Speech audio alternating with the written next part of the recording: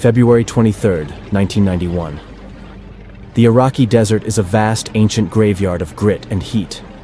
But for the men of the 2nd Armored Cavalry Regiment, the legendary Dragoons, the silence is about to be shattered.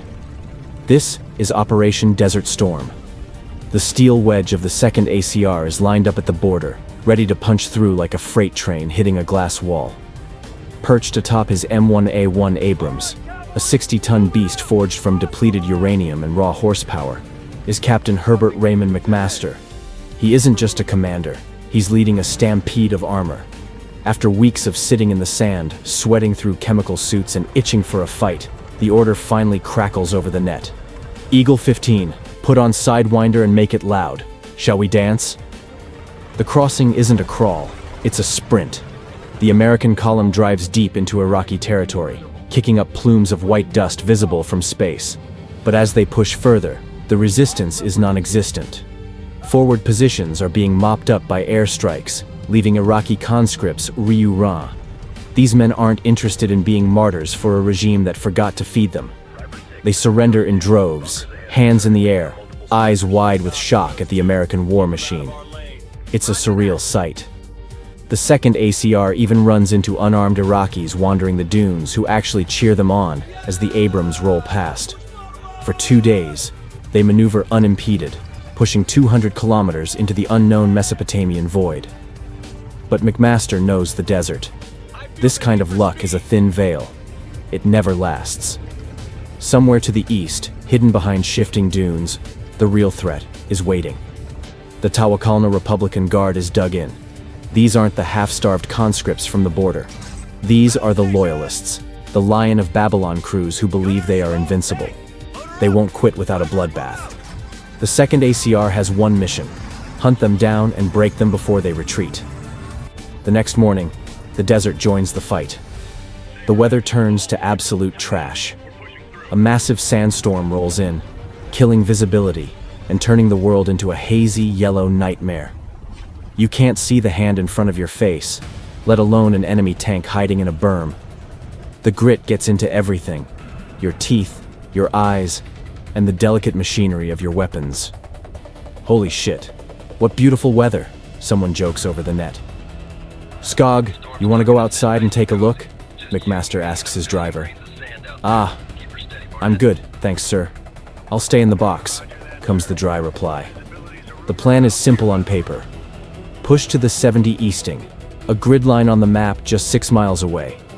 The orders are clear. Find the enemy, fix their position, then step aside. The plan is to hand the battle over to the 1st Infantry and 3rd Armored Divisions coming up behind with the heavy hammers. It's supposed to be an easy handoff.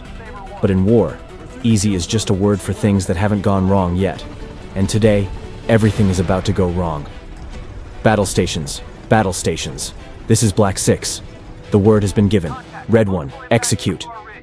The engines roar to life, that iconic Abrams turbine whine echoing across the dunes. I feel the need for speed. A voice cracks over the comms, a nervous movie quote.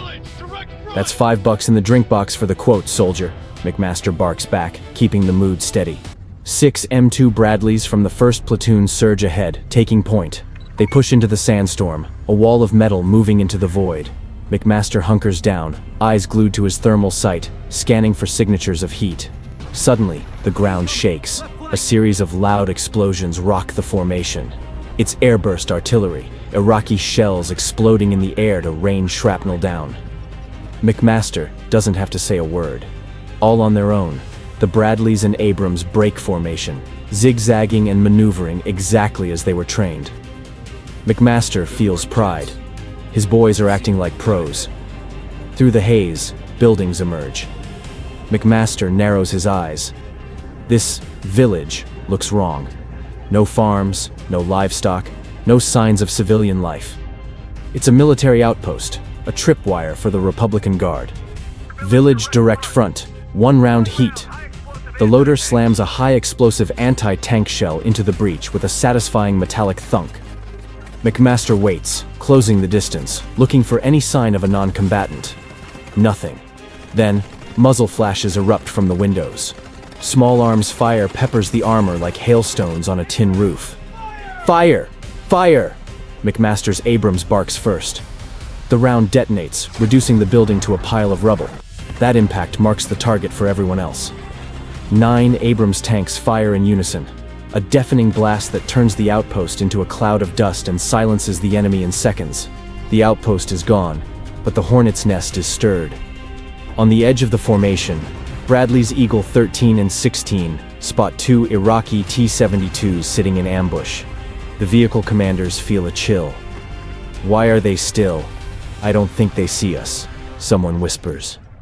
They are right. In the howling sandstorm, the Iraqis are blind. They are peering through glass windows covered in grit, trying to see through a wall of sand. But the Americans have the thermal edge. They see the heat of the Iraqi engines glowing like miniature suns on their monitors. The Bradley turrets spin with electric precision. Tau anti-tank missiles are ready. A missile streaks out, pulling its guidance wire. In the thermal sight, it looks like a lick of flame hanging in the air. Then, impact. The T-72 detonates with terrifying force. The internal ammunition cooks off, and the turret flips into the air like a bottle cap. The second Bradley fires, and the second Iraqi crew meets the same fate before they can even traverse their gun. I remember thinking, how can a piece of metal burn like that? One scout recalls later. Eagle Troop resumes the advance, leaving the charred, stinking wrecks behind. They are close now. The 70 Easting is right in front of them, and the air is thick with the smell of diesel and death. McMaster can feel the tension in the turret. Every man is on edge, fingers hovering over triggers, eyes straining against the green glow of the thermal sights. They are no longer just scouting, they are hunting. McMaster senses the main line is just over the next rise. He can feel it in his gut. Red 1, this is Black 6, swapping the lead, changing to tank lead. The Bradleys slow down, letting the heavily armored Abrams tanks take the point. They reach the 70 Easting, the line they were supposed to stop at. But there, a small crest, a ridge, blocks the view ahead. McMaster doesn't wait for orders. He knows that in a meeting engagement, whoever takes the high ground first wins. He pushes his Abrams over the crest. The thermal sight reveals a tanker's worst nightmare. As the tank crests the ridge, dozens of heat signatures pop up. It's not a scout unit. It's a wall of dug-in armor, T-72s, BMPs, and infantry trenches, all facing west, right at them. The no-engagement plan is dead. You don't step aside when you're staring down the throat of an entire Republican Guard brigade. Fire! Fire! Sabo! Heat already loaded! The crosshairs land on a T-72 at 1.4 kilometers. The Abrams fires the first shot of what history would call the Battle of 73 Easting. The Iraqis are shocked. They had no idea American tanks were rolling over them from a few hundred meters away. It's pure chaos. Iraqi crews scramble for their tanks, some jumping into trenches, others fleeing to the rear. Up! Fire! The APF-SDS round, a depleted uranium dart, leaves the barrel at 1,575 meters per second. It cuts through Iraqi armor like a hot knife through butter, the friction alone turning the interior of the tank into a furnace. One by one, the Iraqi ghosts are silenced by the precision of American steel. The desert explodes into a lock of sand, smoke, and fire. McMaster's driver, Christopher Skog, watches muzzle flashes through his periscope as they drive into the teeth of the kill zone. A round slams into the earth right next to their fender, throwing a wall of dirt over the hull. Black 6! Black 6! Are you hit? The net screams as the radio fills with frantic voices. Skog spots another T-72 emerging from the dust and jerks the tank hard to the left to give the gunner a better angle. The sudden move, combined with the uneven terrain, throws everyone inside.